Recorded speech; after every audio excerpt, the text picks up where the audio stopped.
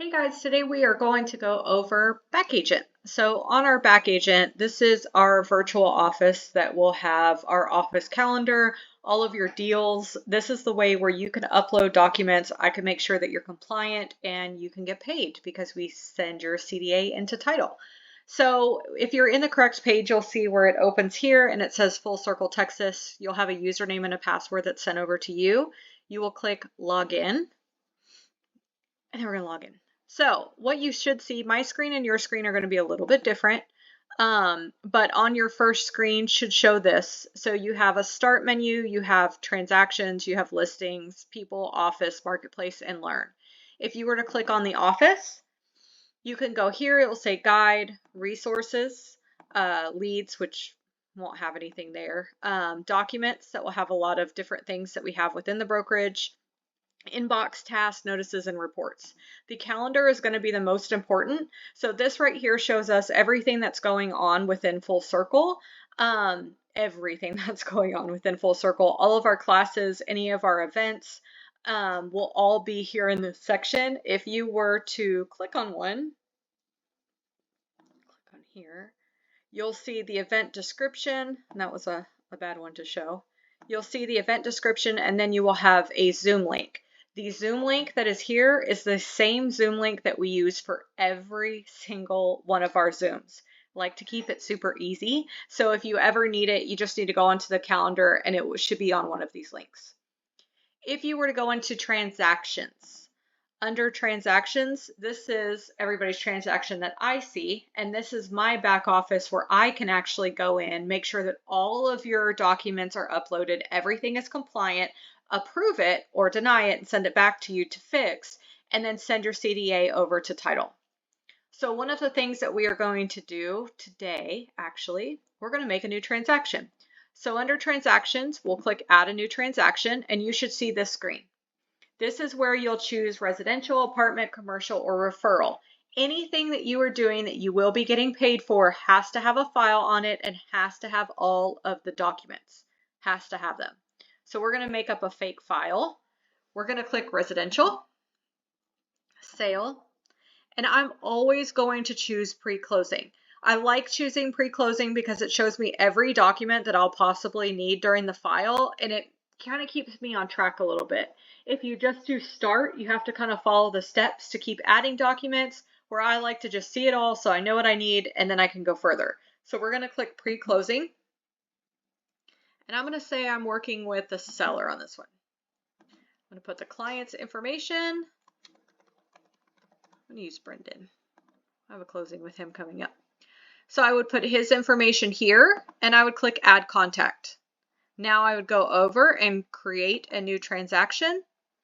Now this is where all of these little orange boxes will start to pop up. They're going to ask me questions. They're going to tell me everything that I need for this transaction, whether it needs a lead agreement, whatever it is. It's all going to be on here. So on the property, I'm going to set the property and I'm going to search the MLS. The only time that you won't be able to click this is if it's not on the MLS. Some of the Beaumont ones won't be on there yet, but we are working on that. So if you have to add the property, you just go add now and you enter the information. Not a huge deal. They're really honestly very similar. So I'm going to type in 6018 Kansas Street and I'm going to search for it.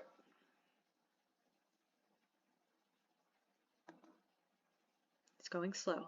Once I see my listing pop up, I'm going to click select listing and set property now. So now I have my property. They know what I'm doing. I'm going to go over to my next orange box in contacts. This is where I'm going to have to put the buyer, the buyer's agent, and the title agent. These are all very, very important, especially the title agent. So if we go up here, we're going to add the buyer. I'm going to put Joanne. That's definitely not their name, but I'm going to put that for now. Under buyer's agent, let's put Robert Welch.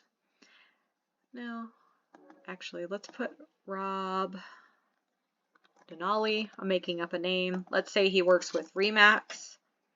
And the industry, we're going to go down and do real estate brokerage. We have to put in an email. You have to put an email. So let's put their email there. Phone number, you don't have to on this one. Click Add Contact.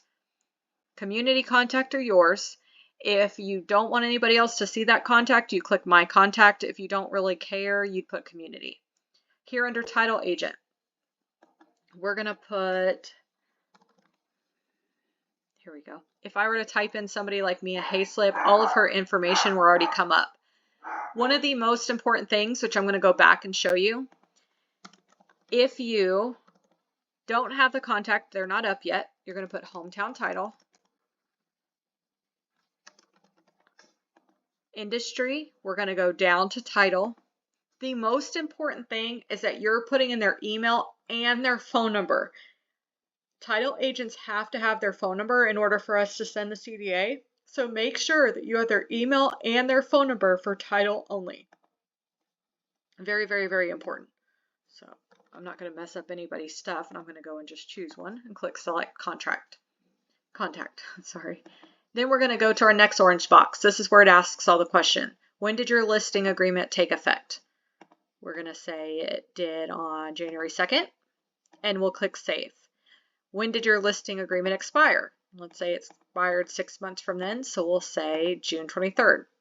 Make sure that whatever you have on your listing agreement, you are making sure that these dates are correct on here. Again, this is your virtual office. This is like your virtual secretary. Don't just make up stuff. I want you guys to make sure that it's actually on there, because if something were to happen and we had to pull these, you're compliant and it doesn't look messy. Is this a company lead? No or yes? What type of property is it? 1 to 4. What is the ownership? Conventional resale. Was the property built before 1978? This one was not. Is it subject in an HOA? This one is. Was it subject in a mud district? This one was not. Is the property in a flood hazard zone? No. Will another property get a referral fee? Yes or no? When was the contract executed? Let's just say the 1st. How long was the option period? 7 days. How long did the buyer have financing? 21 days. How is the survey being obtained? Let's say buyer purchasing new. How many days are allowed to obtain a survey? Say 21. What is the closing date on the contract? Say the 30th. Is the buyer also a member of the same brokerage? They'd obviously ask you for the intermediary if it was. What's the contract sales price? What type of financing are they using? What's the amount being financed? And when is the actual closing being held? We're going to say it's on the 30th. So now that box is gone, and it tells us that our last thing that we need to do is the orange box here. All of these that are required have got to be done. They all have to be put in. Anything that's recommended is just stuff that it's telling you that it could possibly need to be done, but it doesn't mean that it actually needs it on this property. Anything that is required does have to be put in. So you're going to upload every single one of these documents by just clicking Required Now and Attach Document. That's it. As soon as you are finished putting every single one in, you are going to go to your funding request. You'll click on it after you upload everything, and we're going to create your request. Let's say on here that the house is $16,615, so we're going to get 3%. Right here would be $18,450. So that amount is saying that it's coming to you. The split of that for full circle would be your 20%. So that would go right here, which would be $3,690. If you had a TC or anything like that, you would go to add payout and you could add them there. But you want to make sure, let's say we're giving money to our buyer, and our buyer's name will pop up here, and we are giving them money for their, let's say, warranty, home warranty. It would go there and it would get credited, and you start to see these numbers start to come down. If you want table funding, which means that you get paid at the funding table, you'd want to click that. If you want to check, you would get it then. But it would come to the brokerage first. We have to cash it, and then we would send it to you. So I'll click Create Funding Request. And now that is right here.